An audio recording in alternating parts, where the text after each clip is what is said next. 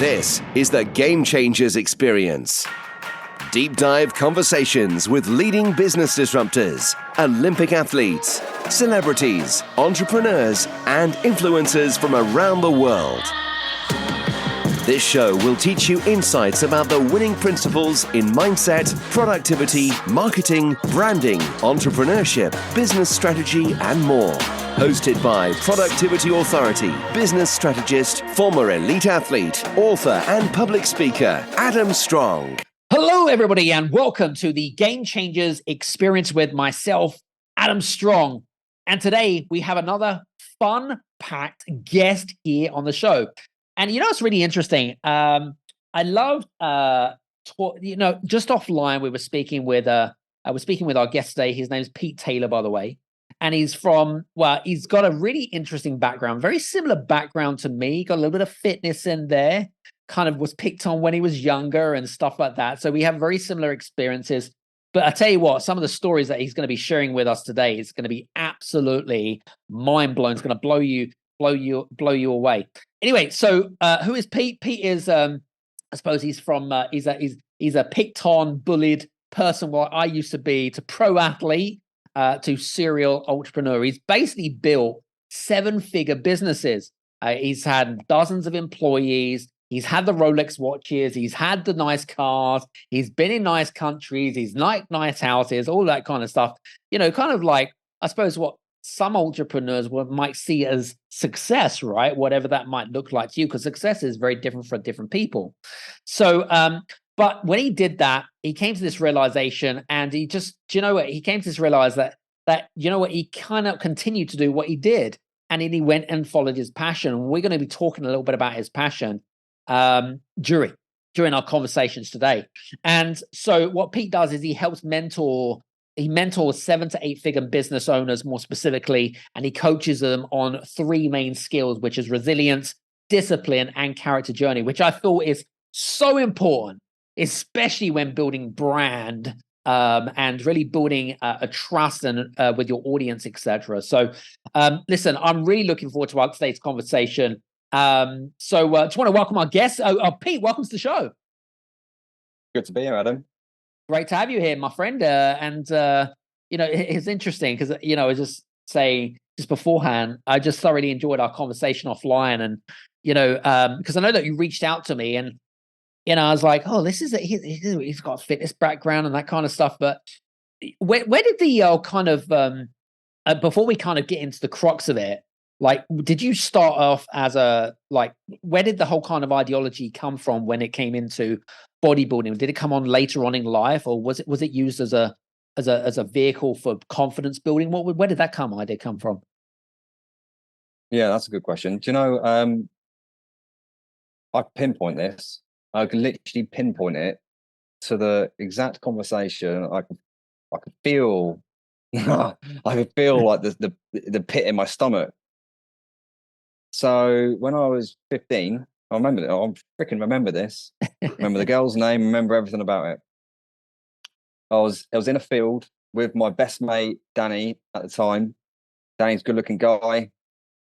Me, not so much.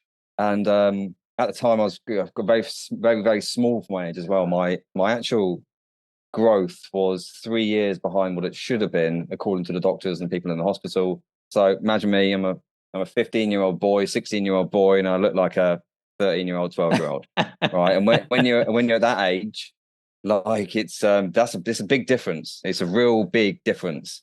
And yeah, I was bullied by the boys, and I was physically, and I was bullied by the girls verbally. And like in this moment, well, I was with Danny, and we're with 2 girls, and we're underneath this tree. We're just talking, and one of the girls said to me, "Pete, why are you so ugly?"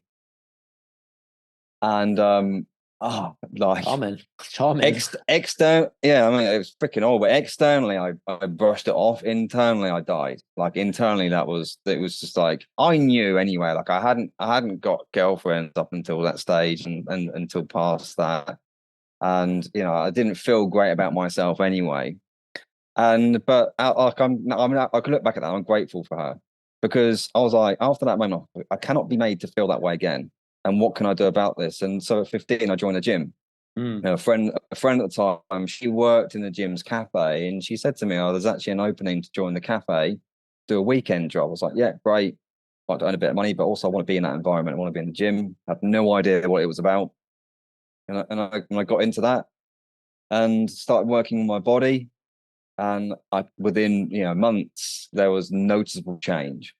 And then I befriended one of the PTs in there, and he helped me a little bit more.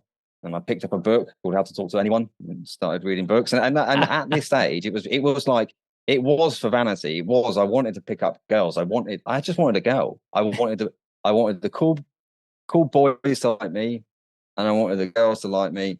And so it's purely down to vanity. Right. But it took me on an amazing journey, because it took me into the gym, and I got my first taste of self-development. I didn't know it at the time, but this was my first taste of self-development. And then fast forward to my early 20s, and I'm entering my first competition, like with so it's like right opposite end of the spectrum. I was being judged for the way I looked when I was in my teens, because I didn't look very good. Now I'm being judged literally on stage in front of hundreds, thousands of people, plus a set of judges, for the way I look. Wow. And I continued that. Did a number of competitions into my mid-20s. Traveled internationally, won competitions, got my pro card, ended up competing in the London O2 Arena with all the other professionals. Wow. It was an amazing experience, and all because that one girl said you're ugly. Nice. And it hit me hard. Wow, that's interesting. Do you stay in contact with her still? No, I don't. She doesn't. She and actually she doesn't know. She doesn't know Okay. that she stems some of this. I don't know how she'd feel, whether it hurt her feelings that she said that to me. But I suppose you could have taken it with a pinch of salt, really. Do you know what I mean? But I guess in your case, you didn't. You took it very, very badly, but you didn't kind of on the surface. Internally, it wasn't so good, but on the surface, it was like how you brushed it, didn't you? So I brushed it, but God, she meant it. Like there was like when I remember how like looking into her eyes, and I was like, she freaking means that. Like it wasn't like it wasn't said in like off the cuff or a joke. Right. It was just like there was a moment of silence. You could like cut the tension with a knife. It was one of those moments, and I was like, well, thanks for that. Love it. Love it. Well, anyway, that's interesting. Once I'd actually finished my competing career, like hang up the pants, so to speak, I'd learned a shitload about myself. I'd learned that actually when I put my mind to something, I was incredibly disciplined, and if I really, really wanted something, that I could win, that I could get to the top, if I dedicated my time, if I made sacrifices, if I did things that others weren't willing to do. And I also learned this, is that during that period of me going to the gym and me eating the way I was eating, and me sacrificing, and maybe going out as much as all my other mates were going out. I still went out, still had fun, but just not as much. There was a lot of judgment. There was a lot from other, like, that's a bit fucking weird, Pete. It's a bit weird. Why are you doing that? That's why are you doing that? Come on, just have a bit of fun. Let your hair down a little bit. And I've learned this, is that I've learned this going through my business and growing my companies, and even doing what I'm doing now, is like when you do something that's outside of the norm, like you will get people look at you weird, and people say things to you. Why are you doing that? It's a bit weird. Yeah. But I mean, listen, you're doing something that the 99% won't do. Exactly. And I mean, we live in such a judgmental world these days. You know what I mean? And I kind of like, I have this, I developed this attitude, Pete, like when I was younger, very similar to you. I had this kind of like very judgmental mindset, but now I don't give a shit like what other people think of me. I'm sure you're the same, right? It's just, I couldn't give a two flies monkeys about what people think about me. It's about, but from a branding perspective, of course, that's different when you're building a business, of course, because it's all about perceptions, it's about feelings. Do you know what I mean? But you want them to look at you in a positive light. Do you see what I mean? Yeah. Like, I have to admit, now and we'll come into this in a minute, but some of my like recent social media posting has gone viral. and like we've had like hundreds of thousands of views. That one of our videos I just looked just before the call actually because it's just going viral again. We've got 2.3 million. 2.3 million people have viewed it and have liked it. That is like, I was like, that's a lot of people. That's a lot of people. What's the video? What's the video? That's the big question. What's the video? The video is me and my business partner, and we're talking about how wives can mother their husbands, and that wives can end up mothering their husbands, and then the husbands wonder why they're not getting sex. Right, and it's real like punch in the gut, and it's real highlighting a lot of truth, and but comes with that is the 99% of people go, do you know what, agree with that, get that, that's like but also you get the 1% of or the 3%, you're wrong, and you can get like you exposed and slated, and there's a lot of the keyboard warriors, and I have to admit, like the first couple of like videos of ours that went viral, and I was getting some backlash from people online. I'm like, oh, hang on a minute, they were really going at me here. But I think like anything, like once you've had a load of that, as long as you are resilient and you're like, well, I know my truth, and I'm happy with that, and I'm going to keep pressing forward. You start to build the armor. So when you get all these keyboard warriors, it doesn't affect you as much as it did the first time. No, that's true. Now, I know that you didn't get into entrepreneurship till much later on in life, did you? I mean, you started off, you got a corporate job, didn't you? You worked for was it an interior design company? Is that correct? Yeah, interiors, architecture, and like office fit out. Tell us a little bit about that, because I know that you had quite an exhilarating career. I mean, you were quite successful in the whole kind of corporate ladder type of thing in your 20s, weren't you? You really developed that. You developed the business to was it like 7 figures and whatever it is? Tell us a little bit about that. Yeah, so corporate career, I started working corporate when I was 17. Got it. And then so I was just like straight into work. How can I learn? But I also did university 1 day a week. Oh, okay. So which was perfect. I was getting paid and I was learning. Easy. So climbed the corporate ladder. I did really well there. By the time I left, which was about 28, I had a team underneath me. We're just about to, like, the company I was working with, were just about to set up my own like base in London and get a bigger team underneath me. I was like one of the young guys in the company, but absolutely going places. And I was loving the corporate life. I was really climbing that ladder. But one day, and I remember this. This was one of my fuck it moments. This was we were working on a big project. It was the biggest project that our department had done. It was an £8 million like fit out. It was a beautiful building over in London. Yeah. And I'd won the project, and then I'd helped to design the project, and then I was helped to manage it on site. And we had like over 100 guys on site building this. Wow. And I was playing a very, very pivotal role in the completion of it. And the project did really well. However, I was screwed on my commission for the project. And of course, it aggravated me. And then like a week later, my MD at the time drove in his brand new white Porsche. And he just picked it up and he kind of drove it in to show it off. And I'm like, you, man. I'm like, and I got a lot of respect for him. But I was like, do you know what? I've just busted my balls for a long time, put in a lot of work. I've been screwed on some commission here, and I'm not. That's it. I'm out.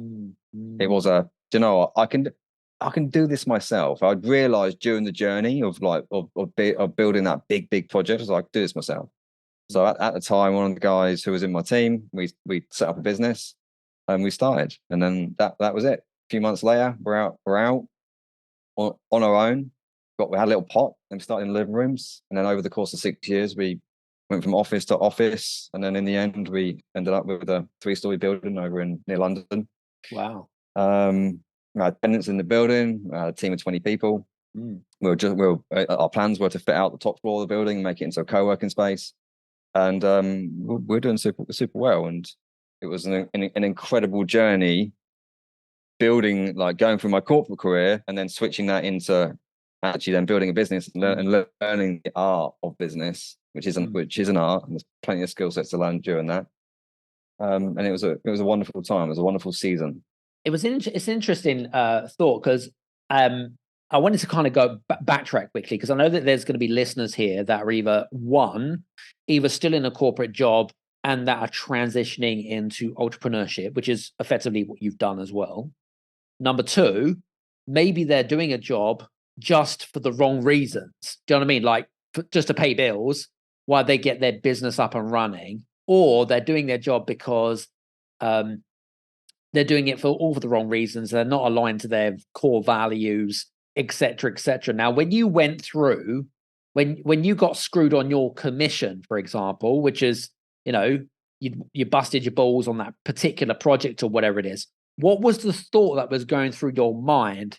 Like, was it just a straight split decision, as in like, oh, here's my resignation next day, fuck this, I'm going to go and do it myself? Or was it that it was playing on your mind throughout the night, and like you just like, what was you actually thinking at the time? Like, when was it that you decided? How did you make the decision to go from the employee to I'm going to jump ship? Yeah, it wasn't overnight.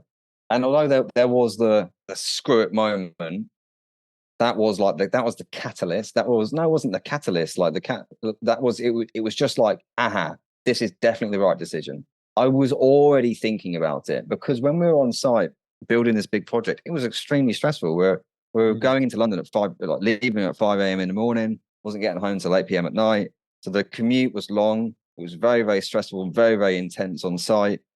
And so when we were building this, I already started to think, hang on a minute, like, we've learned some serious skills over the last 10 years of being in the corporate world. And like, I have got the capability here. And so I was already starting to think about it. And I'd also been offered some private work outside of, oh, hey, do you mind doing a couple of little bits for us? And oh, okay, well, if people are asking me this already, then the moment of my MD driving in with a Porsche, I was like, right, okay, hang on a minute. Kind of like the stab in the back. The stab in the back was the catalyst kind of thing, right? Also, I wanted the Porsche. Also, I wanted I was like, and what I did, and I was like, do you know what? Like, am I going to get to that position sitting where I am? I might be able to, but it could take me quite a long time to get into his position in this company. And what am I going to do? Am I going to continue with another 15 years here, or go at it alone? And that's the route we chose. And what we had done, which did serve us. Whether I'd do the same again now, I don't know. But what we had done is we had built a base. So by the time we actually handed in our notice, because there was two of us that were doing this, we had money in the bank. Right. So we'd stashed away. We were doing we start to do private work. It was like private work, stash money in the bank. Then we left, and we knew we had a run. We had this run rate, and the reason I say I wonder whether I'd do that again now. That served me then, and I'm of two train of thoughts on this now, because I see now that I'm in the world where I get to work with hundreds of men.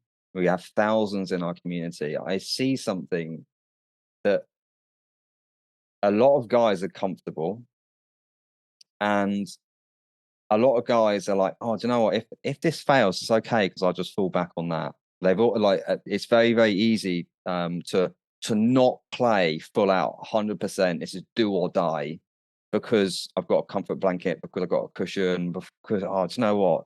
It's okay, because the government, worst comes to worst, the government will look after me, or just. And sometimes I feel that holds people back, definitely, from playing full out, from just like, you know what, this is do or die. If this business doesn't work, dead. And I think that if you have that mentality and you literally don't have anything to fall back on, it will give you an edge. And also, like I can speak to this from being at rock bottom a couple of times from different scenarios in my life, is that you find an edge when you're down there. So even if the business doesn't work out, there's something that you can find when you're down, really, really in a lot of pain. And like if you choose growth through adversity, it's there for you to take. Do you feel like your fitness career also had like some influence, or do you feel like you had kind of like an edge over like making that decision much easily compared to maybe somebody else that maybe like you talked about, like someone that's within their comfort zone or kind of doesn't want to. Do you see what I mean? Like, because you've made a lot of great skill, you create some great skills from there, right? Yeah, I have to admit, I absolutely was at an advantage of having gone through the fitness kind of career, which was a hobby, by the way. Like I wouldn't get paid for anything like that. It was a hobby, but it taught me a lot of lessons. And I was like, hang on, like if I can do that there, I can apply those skills over here. Like I'll back myself. And I think that's an important, like that there is an important thing for anyone to think about. Is, well, where in my life have I achieved some form of success, or where have I picked myself up from where I didn't, when I felt I was in a bad place? And you, like, all of us can do that. All of us can look back and go, well, there and there, and they might be micro, but you add them all up and they turn into the macro. Absolutely. And there's like evidence that you have managed to get through something, or the other one, which is what I really like, is that like where is there a time where you have played full out and you failed? Because it's rare. If I really think back to where I've really played full out, like have I truly failed? No, I haven't. Even the times where I fell over, like you learn. So true. There's a couple of things I wanted to pick up actually. Something really stuck into my brain here, and I'd love it for you to offer some advice to some of our listeners that maybe feel like they're being taken advantage of, whether it be a client taking the piss, whether it be they're in a toxic culture or whatever it is. I mean, you've been in different scenarios where, like for example, where your old MD had stabbed you in the back. That's kind of like someone that's taken advantage of you in terms of like because they're a higher position. Do you have any like tips of people for our listeners that maybe, I'm not saying in a similar position, but maybe being taken advantage of, whether it be if they've got a toxic client or whatever it is, or they're in the wrong business or they're in the wrong passion? Any thoughts about that, Pete?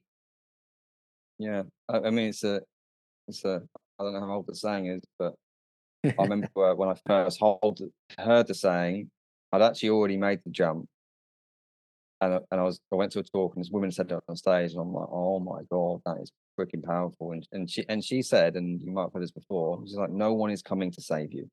Right. Nobody is coming to save you. Yep. It's only you. It's always you. Whatever happens, it's always you. It's always you v you as well. And so you have to take 100% responsibility. And it's extremely easy. And hey, and listen, I'm not standing on my high horse here. I've done this, and I still fall into this. Is like fall into being a victim. And like why me? And why does this keep happening to me? And unfortunately, it doesn't get us anywhere. No, it doesn't. It doesn't push us forward. But the moment that you say, do you know what? I'm going to take full ownership for exactly where I'm at. I take full ownership for my bank balance, for ownership for the way I look and the way I feel, full ownership for the state of my relationship, whether it's like extraordinary or whether it's level 2, right? I'll take ownership for all of that and responsibility for it, and I'll do something about it. ¿Tu billetera se siente vacía después de las fiestas? La recuperación empieza con TikTok/eFree. Elige productos, comparte el link y mira cómo el precio baja a cero, sin truco. Descarga TikTok, busca /free y empieza a slashar hoy. Love that. Because I learned the hard way here. Like in my mid 20s, Danny, who I spoke about earlier, we were best buddies, best friends, joint at the hip. I felt like he was blood to me, and he died. 25 years old. Wow. In a car accident. Holy shit. That was it. And it's I can talk about it now, but for quite some time that messed me up. It really screwed me up, because up until that moment, I'd never really had anything bad happen to me. There was nothing real, like true, like real, like raw pain. A couple of girlfriend splits, but nothing that just really like knocked me for sick. But it's a very, very harsh reminder of tomorrow you get run over by a bus. You can have an aneurysm. You can have a heart attack. It just like these things happen. Like he died in a car accident driving on his way back to work to go home to see his wife and his baby boy. Right. And that was it. I never spoke to him again. It's horrible. But that's how short life can be. And this is a massive problem for a lot of guys. Like, I work with a lot of guys and I see this, and there's two things that come into play. Number one is they think they're never going to die. We think we're never going to die. So it's like, that's all right.